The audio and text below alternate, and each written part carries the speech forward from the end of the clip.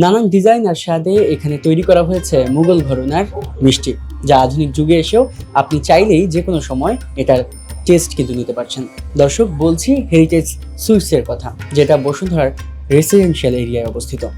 আপনি চাইলে এখানে আসতে পারেন, দেখতে পারেন এখানকার বাহারি রকমের মিষ্টি, নিতে পারেন নানান রকমের স্বাদ। তাহলে দর্শক, চলুন দেখে আসি এই হেরিটেজ সুইটসের আদ্যপান্ত।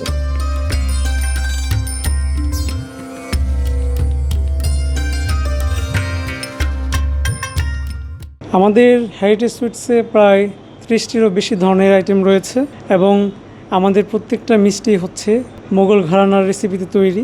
আমাদের প্রত্যেকটা কাস্টমারই আমাদের মিষ্টির স্বাদকে গ্রহণ করেছে। কাস্টমারদের রেসপন্সের ভিত্তিতে আমাদের আরও 2টি শাখা কাজ অলরেডি চলমান। বাকি 2টি আউটলেটের মধ্যে একটি হচ্ছে বসুন্ধরা এই ব্লকে, যেটি এভারকেয়ার হসপিটাল আছে ওইটার পাশে। আমাদের হেরিটেজ সুইটসের মধ্যে বেশ কয়েকটি ইউনিক আইটেম রয়েছে। তার মধ্যে অন্যতম হচ্ছে আমাদের ছানার জিলাপি, যেটা একটা সিগনেচার আইটেম। কমলাভোগ, যেখানে আমরা একদম কমলার খাঁটি রসটাকে ইউজ করে থাকি, এখানে কোনো আর্টিফিশিয়াল ইনগ্রিডিয়েন্টস ইউজ করা হয় না। পাশাপাশি রয়েছে কাঁচা ছানা এবং জাফরান ভোগ। দিল্লি চমচম, আমরা আশা করছি কাস্টমারদেরকে আরও নতুনত্বের স্বাদ দিতে পারবো।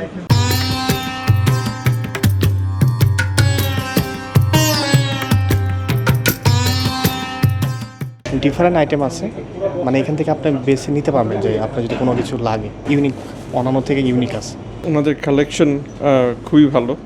মানে আমি এখানে আসি গিফটের জন্য সুইটস নিতে, তো ওনাদের প্যাকেজিং আর মিষ্টির ভ্যারাইটি যেগুলো আছে এগুলো অ্যাকচুয়ালি গিফটের জন্য আসলে আমার আর কোথাও যাওয়া লাগবে না। আমার কাছে মনে হয় this is a perfect place. And এখান থেকে কোয়ালিটি দেখে, আমি এখনও টেস্ট করি নাই, বাট দেখে আর কি একটু জিভে জল আসে, যেটা বলো এরকম মনে হচ্ছে যে কোয়ালিটিও ভালো মনে হচ্ছে।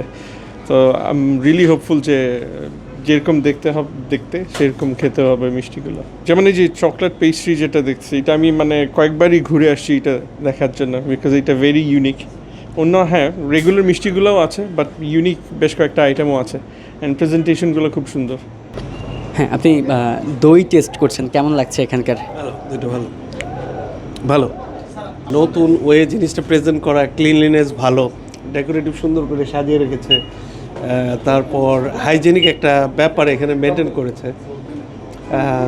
ভালো, ফ্যামিলি নিয়ে এসে খাচ্ছি, ভালোই লাগছে।